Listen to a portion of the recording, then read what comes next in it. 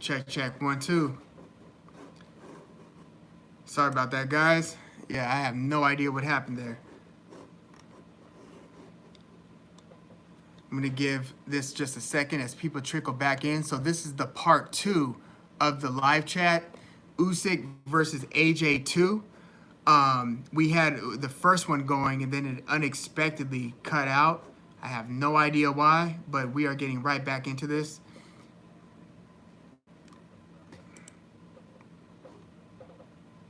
One, two, 1, 2.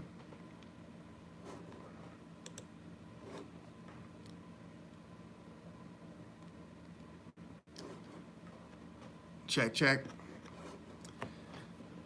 So again, this is part 2 of the live chat. The part 1 is going to be, it should be up right now because it did unexpectedly cut out. I had no idea how that happened. All of a sudden, I was staring at a blank screen. So I apologize about that. Let's get going. I'm going to just say something in the chat real quick.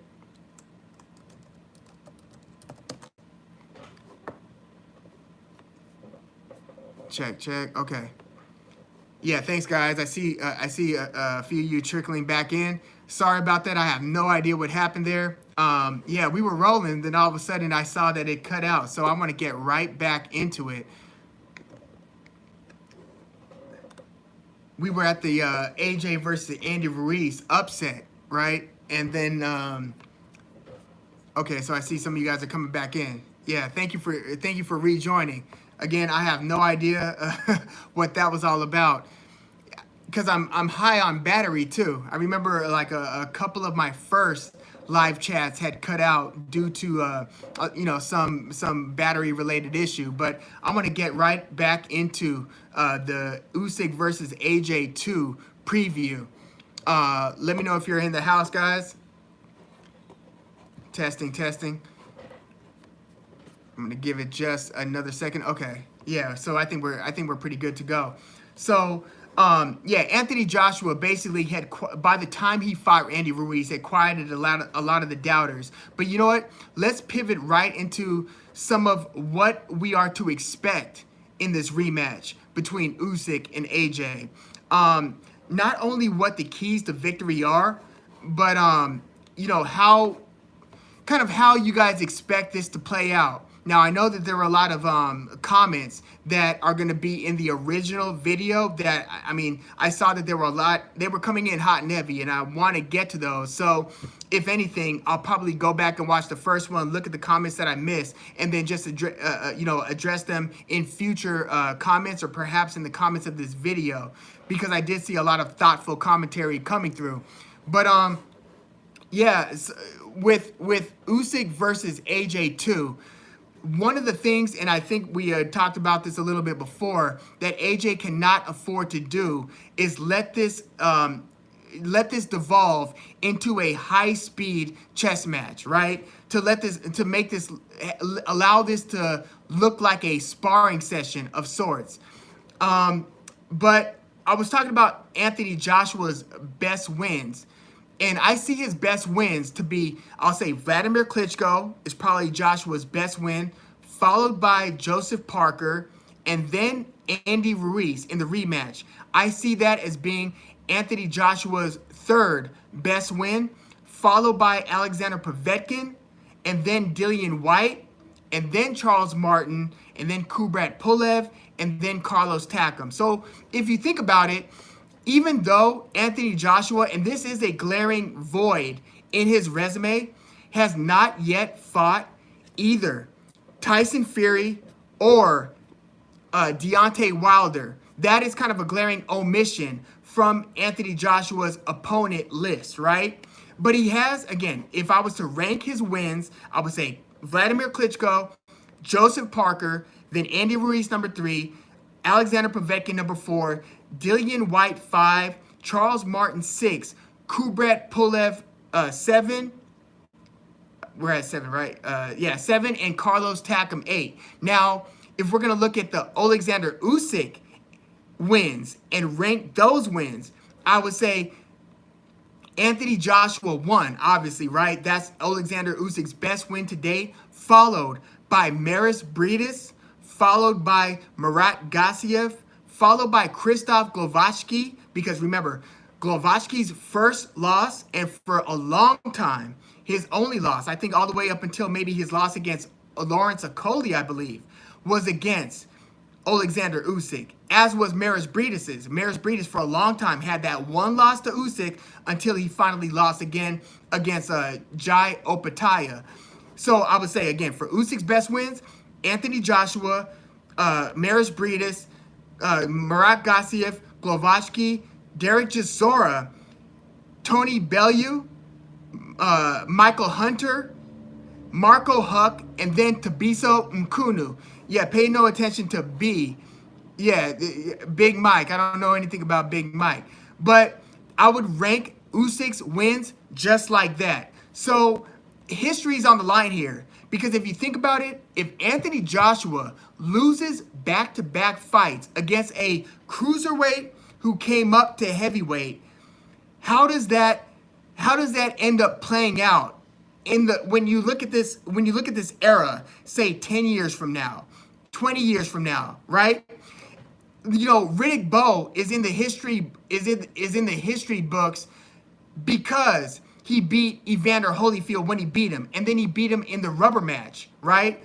Otherwise, Riddick Bowe would just be a footnote in history, which, you know, he kind of fell off after that trilogy against Holyfield anyway, so his name isn't carrying as well throughout boxing heavyweight history.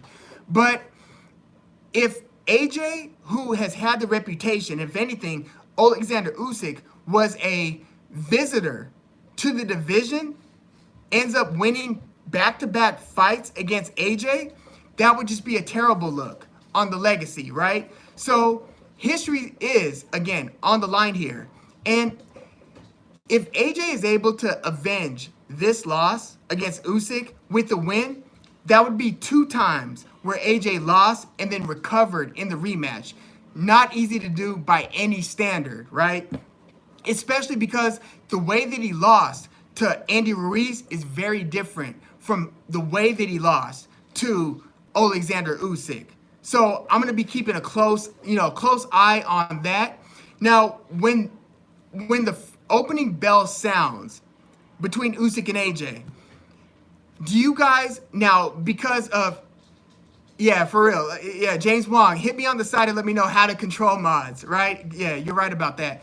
But when round 1 takes place, Robert Garcia has been brought into the AJ camp. How do you guys see Anthony Joshua conducting himself against Alexander Usyk? Do you see him patiently waiting to see what Usyk does? Because if we get to that point where he's watching Usyk a little bit too much, to me, half the battle's already won. Because half of Usyk's game is to make his opponents react to his level changing, to his feints, and to the tempo that he's creating, right? So I think that for AJ to have a better than 50% chance at winning this, he's going to have to basically get on his front foot for some of this fight, especially early. If this falls into a measured pace, it's all Usyk. Because AJ is a pretty good counterpuncher, but he's not as good a counterpuncher as Usyk is a leader. And when I say leader, I just mean initiating the pace. If you watch even Usyk's fights against Tony Bellew, against Maris Bridis, you'll see that Usyk likes to take his lead hand and likes to wave it, basically giving the opponent something to look at. I agree, Jay Foreman. AJ has to get nasty like he did against White, but Usyk is not White. And why? Because of the footwork, right? If you look at Usyk's footwork compared to, Dillian White, who's a little bit more of a plotter, Usyk is the one whose feet are doing this.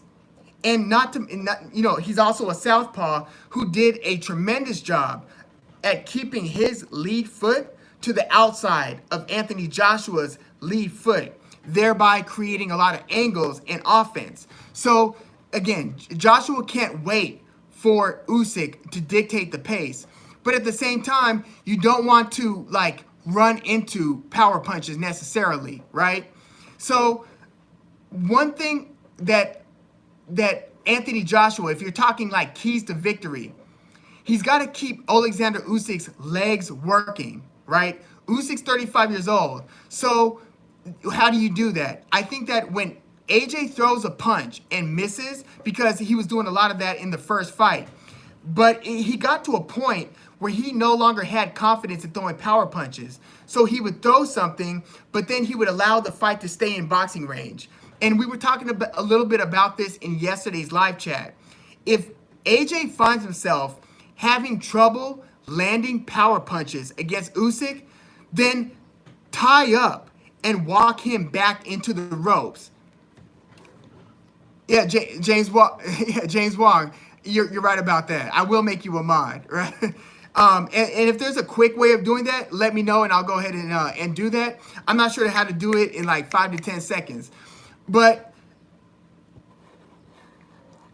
let me see. You say go into settings. Am I able to do that administratively here? Let's see.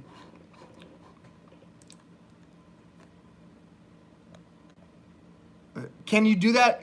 So am I able to do that once it's already rolling though, right? So we'll let it go for just for the time being, but if need be, yeah, then I'll go ahead and do that.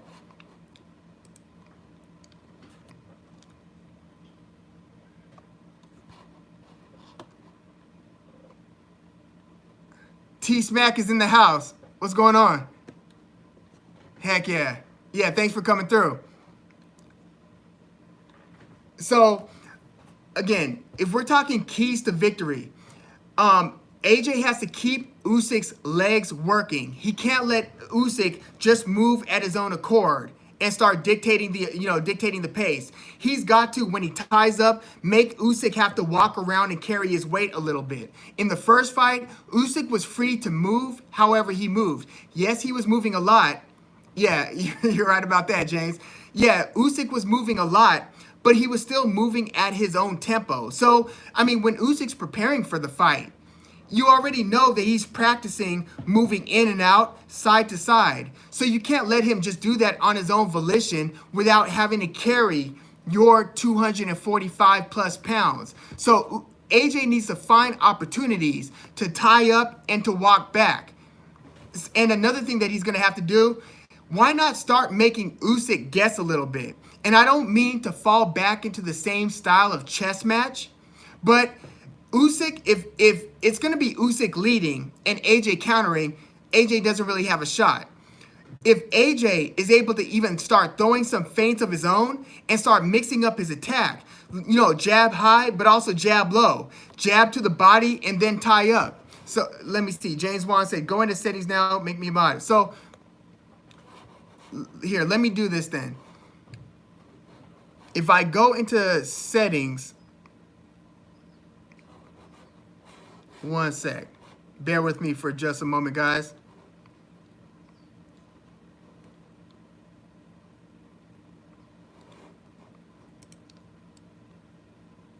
Let's see. Check, 1, 2. Okay, so yeah, I'm gonna make you a mod in just a second. Let me know how to do that, and I'll go ahead and conduct that now. So you said go into settings.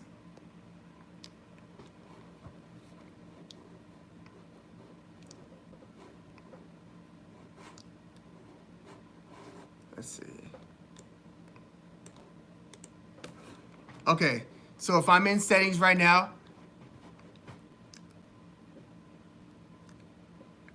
I see channel, community, permissions, probably permissions.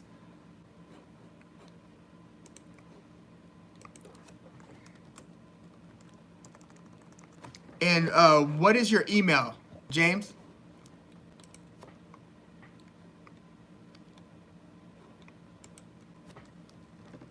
Bear with me for a second, guys. Just doing some, we'll call it some housekeeping. If you shoot me the email, I'll go ahead and enter that. It says permissions for Will. I could give you mod access, I think, at that point.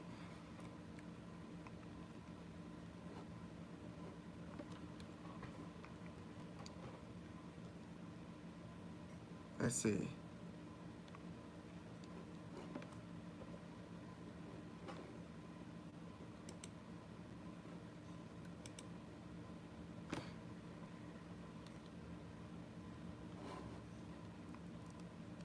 Let's see.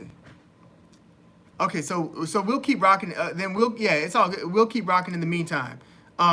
For this one, and we'll talk offline about this. But for future ones, I'm gonna do that beforehand, so you guys don't have to deal with that. I don't have to deal with that. No one has to deal with that. But we'll keep rocking. Yeah, no worries. But I'm gonna go ahead and switch accounts so I can see all of the comments coming back in. But with Anthony Joshua's keys to victory here, and I'm just gonna pull this back up so I could basically keep on looking at your comments coming through, so then I could basically address those as those come in. Because one of the funnest things about this is your guys' interaction and commentary throughout the live chat. Trolls aside, obviously. But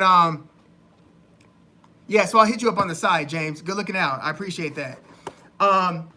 So clinching and physicality. I feel like that's one thing that was not handled in the... Jesus is in the house. What's going on? Thank you for coming through. The physicality component. I feel like at some point of AJ's career, he became too enamored with the technical aspects, which he was improving throughout his career, right? But when you fight certain opponents, and I think that maybe Robert Garcia will be a key in this regard, you have to make physicality an issue. And that's something that Anthony Joshua, just style-wise, doesn't do consistently.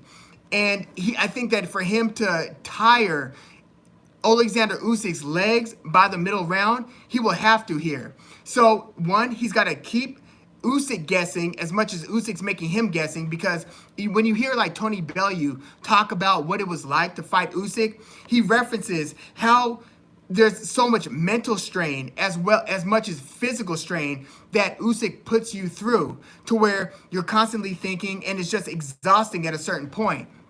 If you rewatch AJ versus Joshua 1, you can see like the wheels turning in AJ's head.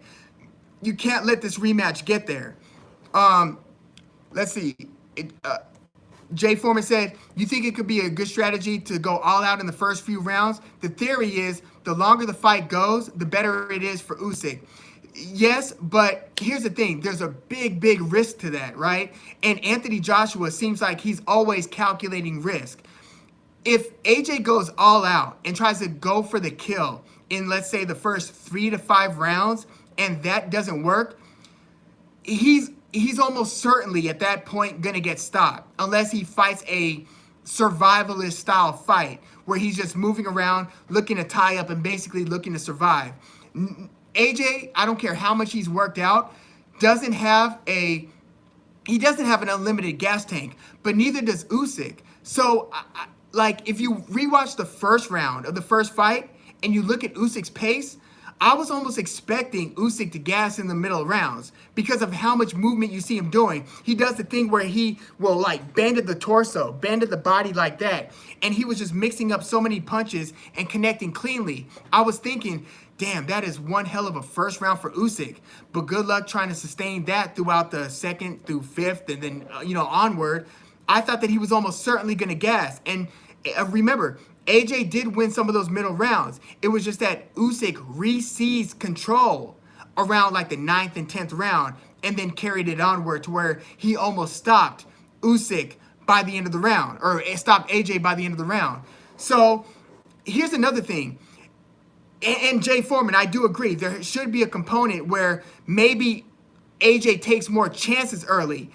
He's going to have to be willing to eat the jab. Like, it seemed like in the first round, in the first fight, he was being so cautious with Usyk that he wasn't willing to eat the jab to then deliver a counter punch, a power punch on top of that. Where he was having some success was in the right hand that would counter Usyk's jab. He did find some pockets of success doing that. But I feel like in this rematch, he almost has to be, like, he has to accept that he's going to get peppered with some jabs. I think that he'll have to be willing to eat some jabs here. What you don't want to get caught with cleanly is that left hand of Usyk's. So if AJ has it in his mind where he's willing to walk through some Usyk jabs, I think he'll find more opportunities to deliver power punches. Yeah, Julius Armstrong said Anthony Joshua was mesmerized by the movement. Yeah, and at that point, it was almost like trying to catch like a butterfly with chopsticks, right? So you can't let this fight devolve into that. But why not start doing some of that Canelo punching in the arms as well, right? Where you're starting to just beat up on the 35-year-old's body. So instead of trying to find the perfect punch to level Alexander Usyk, I think that AJ, if he's able to touch Usyk, then start hitting him in the chest, hit him in the shoulders, the biceps, hitting him in the, even in like the neck and kind of like this area. You just have to basically beat up Alexander Usyk to be able to even have a shot once this fight hits the middle rounds. Because as it stands, if AJ doesn't finish Usyk in like the first 5 or 6 rounds, you almost see the whole thing being all Usyk in the second half of the fight. So I think that AJ has to do more to drain Usyk in the first 4 to 6 rounds. Again, I think this involves clinching, but also when you clinch, not only walking AJ back, to the ropes, but hit him in the clinch. You often see fighters, Robert Garcia trained fighters start hitting the opponent to the side of the head and hitting him to the body when they are clinched. AJ has to take some of those opportunities, right? So if Usyk, again, I think Usyk's going to be giving up about, 15 to 20 pounds of weight minimum. Some people say Usyk's going to be walking into this fight at 245 pounds. We discussed this a little bit yesterday. I'd be very surprised if Usyk is that big. I saw him today in the face-off. I would guess he's going to be maybe 230. I would be surprised if he's as high as 235. I'm thinking about 230-ish for Usyk. I don't think he's going to be 245. But in the clinches, AJ has to hit to the side of the head and hit to the body. He can't just be satisfied with the tie-up and waiting for the referee to come and break you up. He's got to go to work in the clinches. And again, this is something that Robert Garcia should know very well. Now, beyond that, again, I think AJ's got to be willing to eat some jabs, and he's got to repeat success with the right hand, countering Usyk's jab. Jay Foreman said he just looked at some recent odds. Usyk at minus 200, AJ at a plus 170, and then with the Ergovich versus Zhang fight, Ergovich at a minus 1,000? Am I reading that right? Is Ergovich a minus 1,000? But if he's a minus 1,000, why would Zhang be a minus 250? You would think that it would be more like a minus like 600 or something like that. That would be very unusual. But Usyk being a minus 200 means that some late money came in on the Anthony Joshua side, where, this fight was actually more like minus 300 for, on the Usyk side. So the fact that it's leveled off just a little bit to be a minus 200, let me see. Let's see. James Wong. Okay, so bear with me for just a second. You know what? I'm almost willing to let it ride. I know it's mad distracting, but we'll talk about the moderator settings right after this one. But I want to let this one go. I know it's mad distracting, but if you guys could bear with me while the trolls are just doing what they do, let's just keep on rocking. And trust me, I will only pay attention to the comments that deal with boxing. Let's keep it at that. And then going forward, we'll resolve some of those other troll issues. So one thing that I'm going to watch for is if Usyk is a little bit heavier for this rematch, it'll be interesting to see if his feet are as active, because there's another theory out there that believes that Alexander Usyk is actually going to try to walk Anthony Joshua down. And I think even Eddie Hearn suggested that. He thinks that because of Usyk's larger size for this rematch, that he's going to actually try to bully Anthony Joshua more than he did in that first fight. So I would be very surprised if Usyk, if that's a part of Usyk's strategy. I think that it's more likely that Usyk does try to repeat much of the same strategy from the first fight. Basically, if the movement was working, if the unpredictability was working in the first fight, I feel like it's going to be more so rinse, repeat. But so Usyk can try to employ the same strategy that he did in the first and expect success. Anthony Joshua, to me, is the one who has to make the adjustments. And again, so Jay Foreman, I don't know if an all-out approach where you're going for the kill in the first couple rounds would be the way to go, just because of the gas tank aspect. Like you have to, I think AJ has to consider, if I don't put him away in the first 4 rounds, what am I going to do now, right? Jay Foreman said, I think it would be a mistake on Usyk's part to try to walk AJ down. Yeah, that's how you run into some heat, right? Let's see. 1, 2, 1, 2. Yeah, Rackety Tam, I feel you. Yeah, Jay is right about that. Yeah, I think that you would be walking into fire if you walk AJ down. But AJ, I feel like there has to be some sort of a balance struck, and I don't mean to go into the sweet science.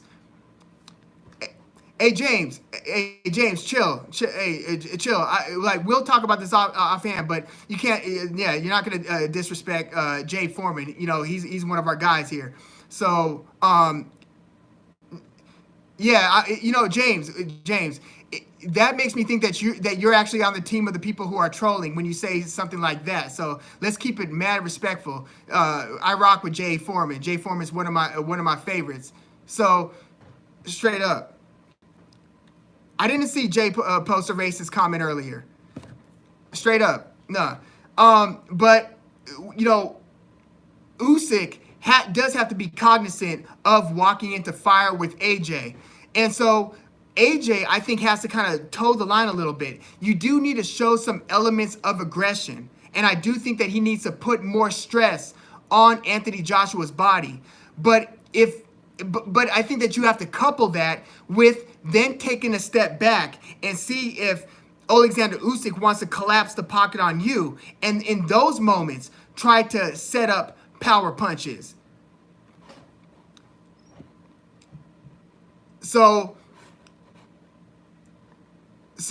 check it out. Like, if anything, no, you didn't report Jay Foreman. Get out of here. Hey, James, I think James is actually the ringleader trying to get me to give admin controls. I'm not a dummy, you know what I mean? And think about if I did give James control, if he is in fact on that side. Yeah, I was born at night, not last night. I agree, Julius Armstrong. Yeah, let's keep rocking. But I do think that there has to be some sort of a balance that's struck, with AJ's approach. You can't go too head over skis, but you can't just sit back and then let you. I think that to finish the fight, you'll have to have Usyk walk into something.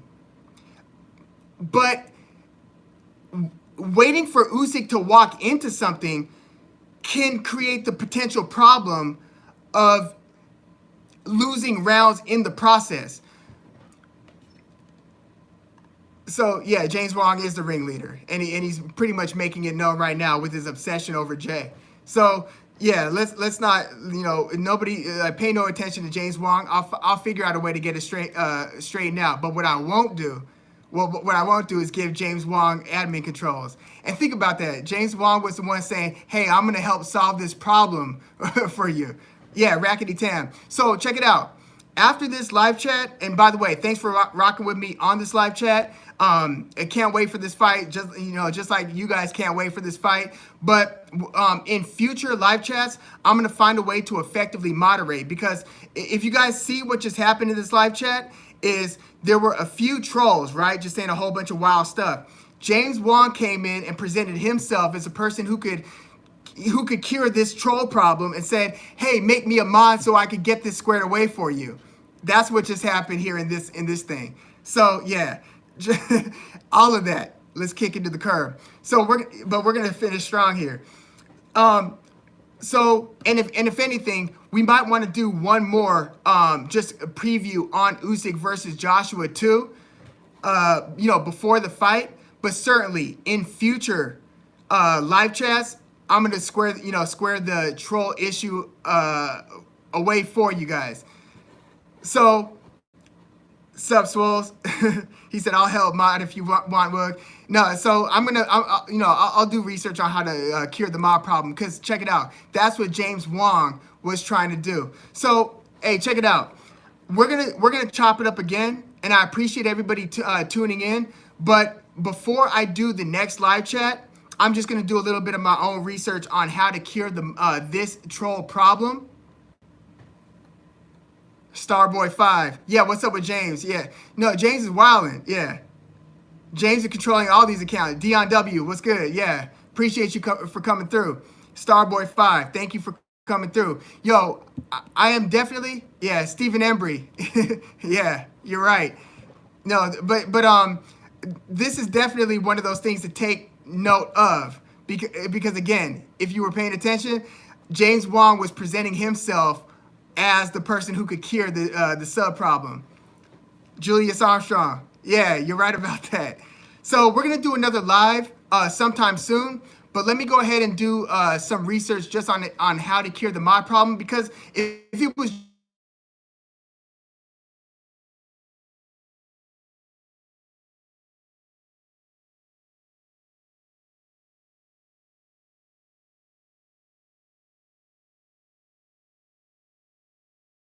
I'll reach out to you on the side. Yeah, I just gotta, yeah, Sup Swolls is a loved one, and he just hit me on the side. So yeah, we're gonna chop it up about that.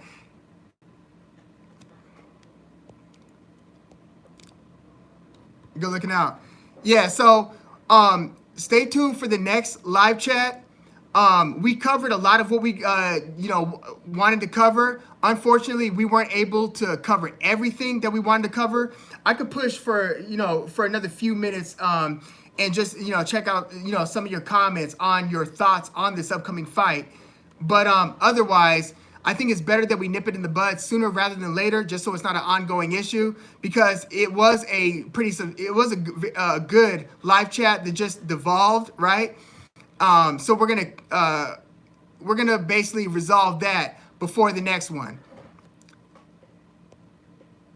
So yeah, thank you guys for popping in on this one, and yeah, I look forward to the next live chat. By the way, I just dropped an Emmanuel Navarrete versus Eduardo Baez preview this morning. Rackety Tam, he said, before I go, what's my final prediction on Usyk versus AJ? So in my Usyk versus AJ 2 preview, I had predicted Usyk via late stoppage. Seeing them recently, and seeing AJ's poise and just kind of rethinking things, it kind of had me thinking, you know what? This is a very winnable fight for AJ, which I do think it is a winnable fight for AJ.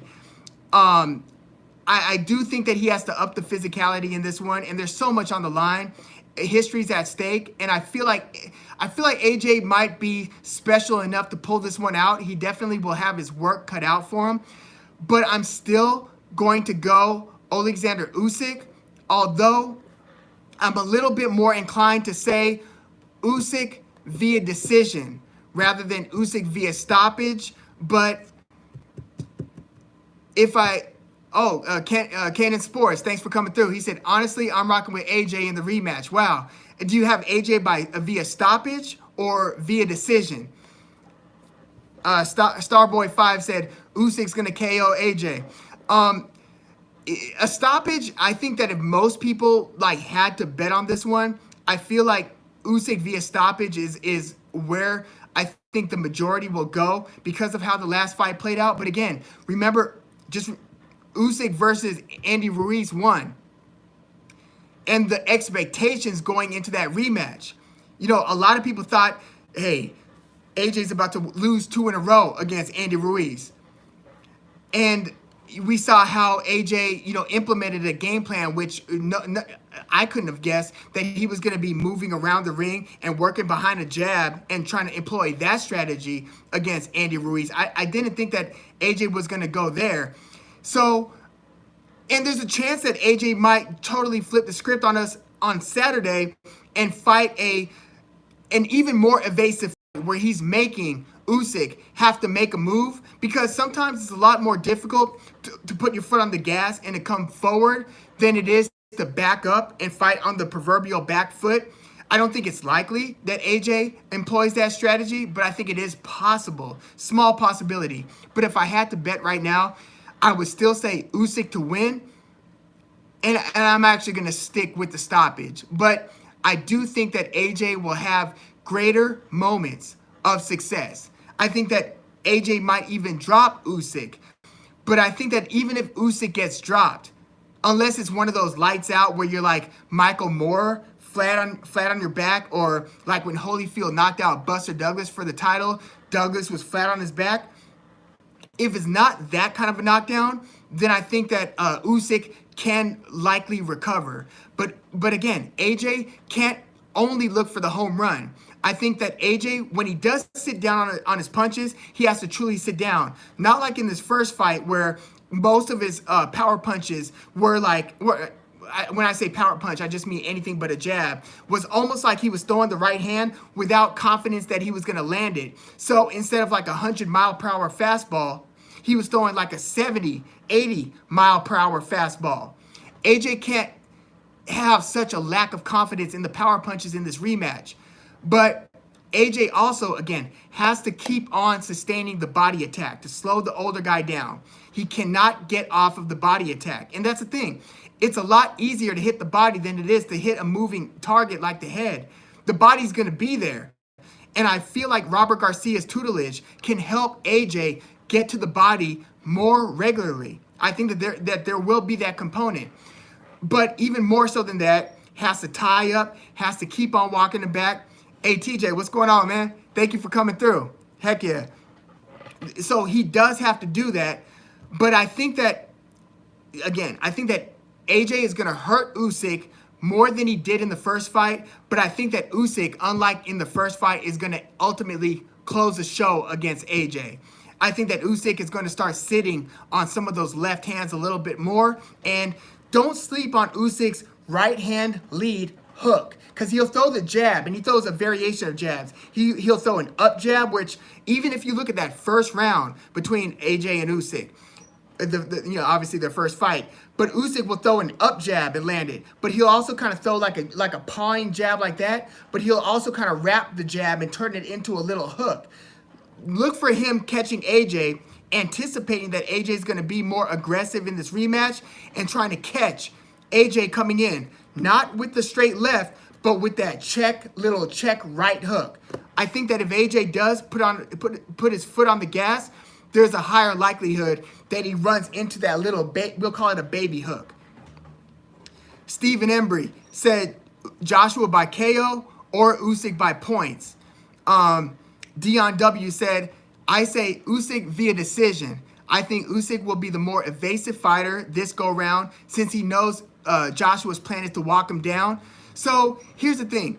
If Usyk is planning to be more evasive,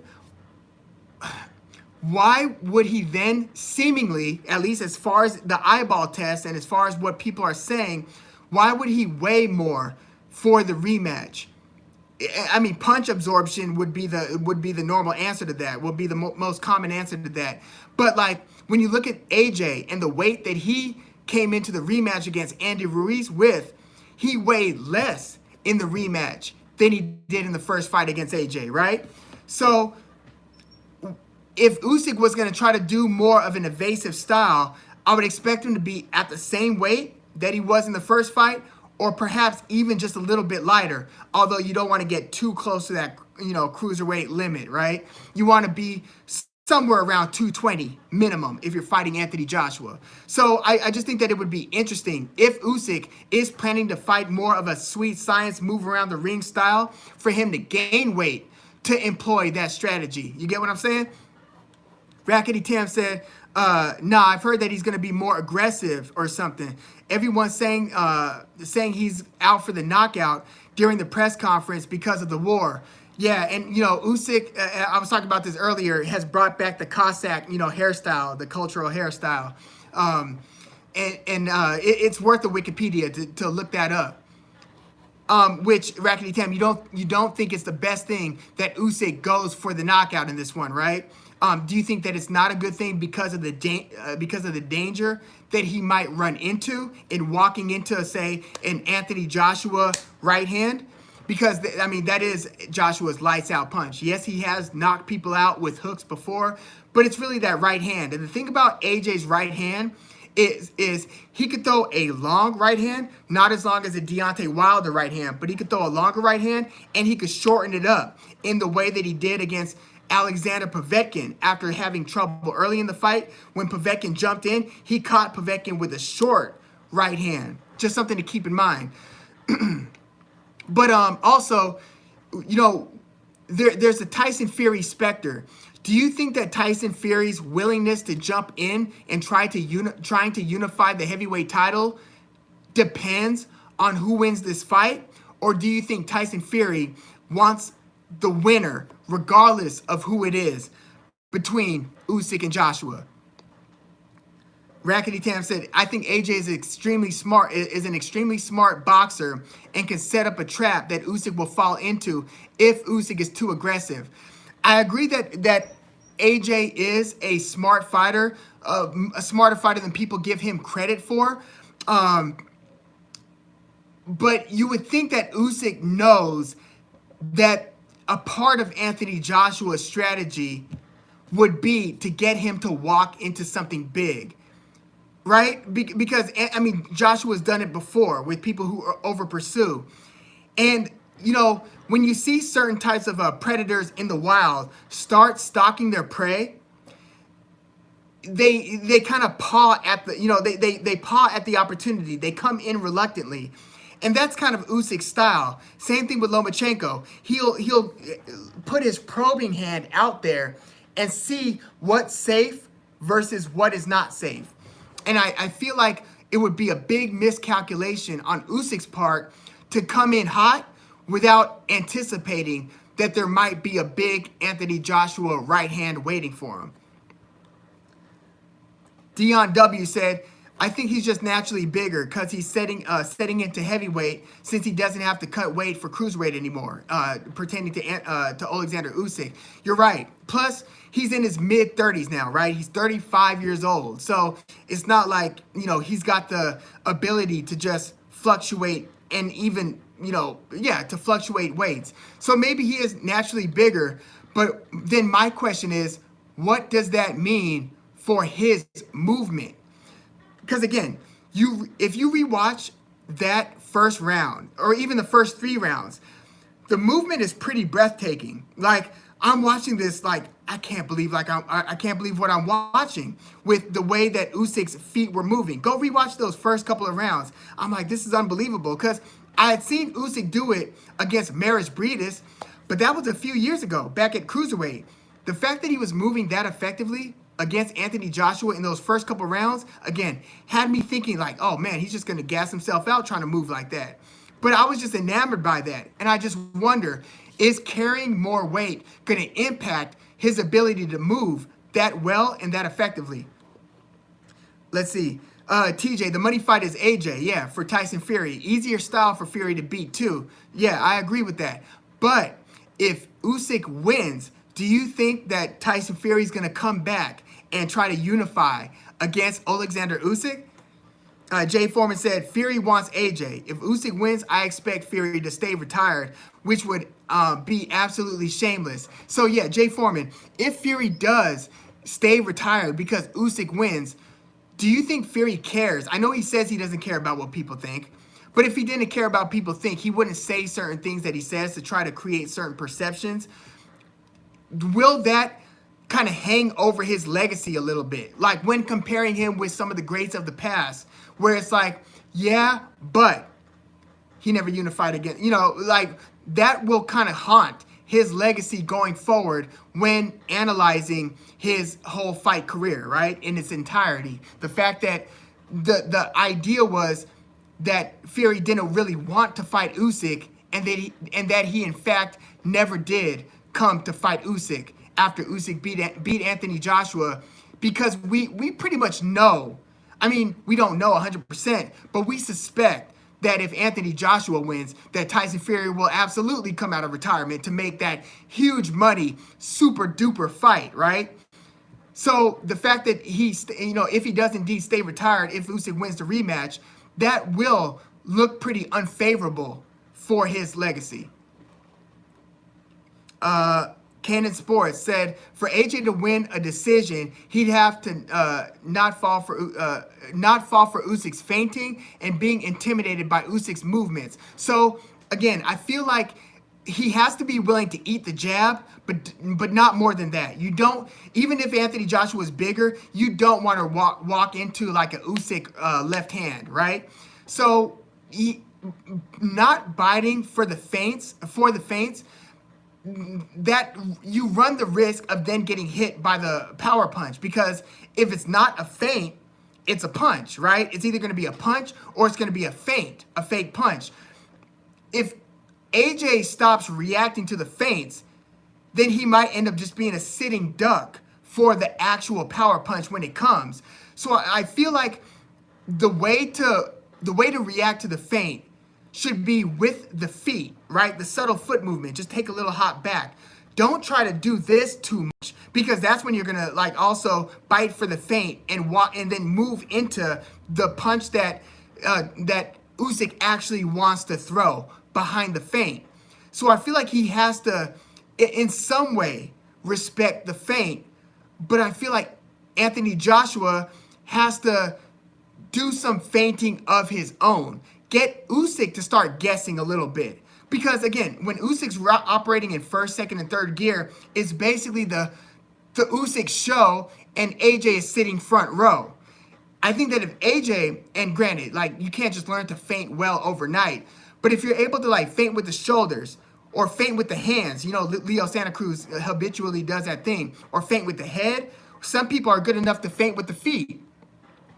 Some people are good enough to feint with the feet. I think I might have cut out audio-wise for just a second. But I feel AJ needs to give Usyk some more to think about, while he's also beating Usyk to the body, and to the arms, and to the belly, and to the neck, and clinching, and hitting to the side of the head, and to the side of the body while you're in the clinch. I know it sounds a little bit ugly and dirty when you put it like that, but that has to happen.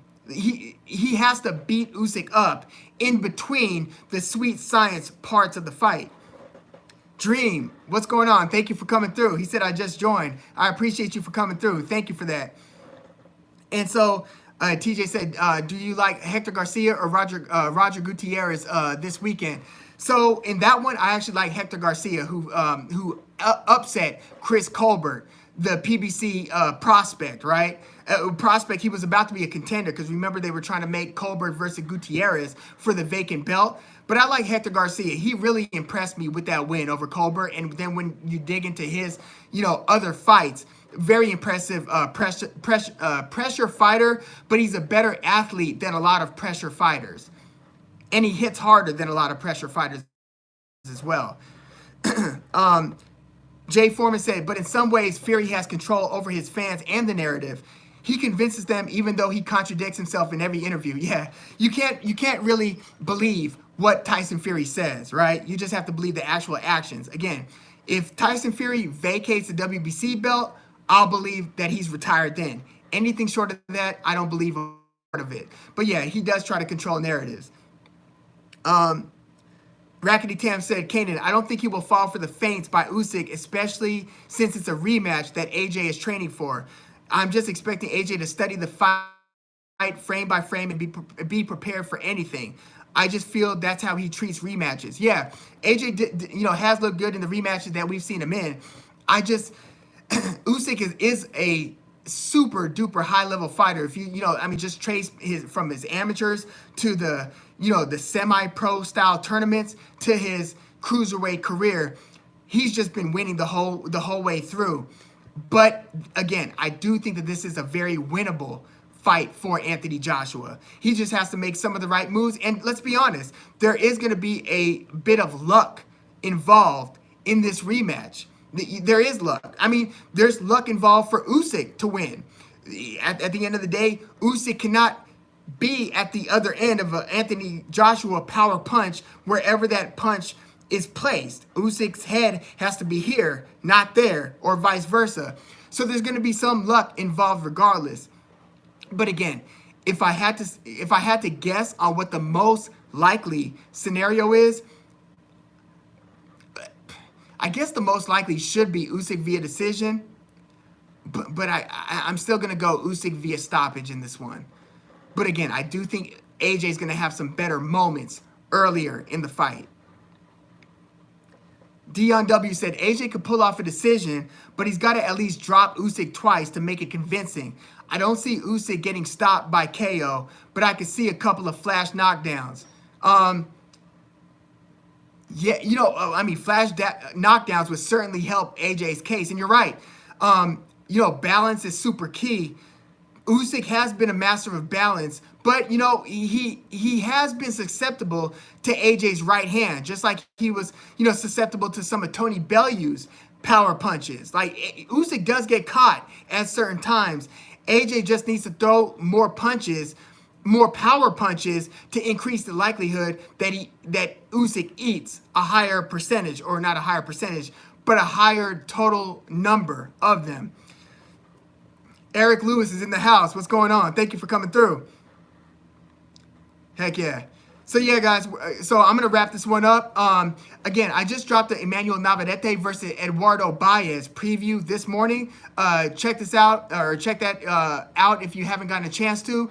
I'm gonna be camping this weekend, so I'm gonna try to do a reaction video as soon as possible. This is such a consequential fight, historical, ramifications to it. Legacy-based ramifications to it. Depending on who wins this fight, you're gonna start having to have future discussions on basically where they fall in some of the all-time heavyweight fighters placement, right? Because right now, I wouldn't have AJ in the top 10 all-time heavyweights. Right now, I wouldn't have Usyk in the top 10 all-time heavyweights. I would have Tyson Fury, but depending on how this fight plays out, that will position the winner in such a way where you can start having some of those conversations. And thanks again, guys, for coming through. And yes, I will address the trolling issues that we had to endure in this, in this particular live stream video. Eric Lewis, yeah, I can't wait to see this one either. This is such an important fight. So thanks again, guys, for tuning in. And I'm going to hit you guys up in the comments to other videos. And I'm going to be doing a recap ASAP. Yeah, sooner rather than later. I can't wait to discuss this one and its aftermath with you guys as soon as the fight takes place. So I hope you guys enjoy the weekend and enjoy the heck out of this historic heavyweight championship rematch. I'm Woog. Thanks again, guys, for tuning in. Peace.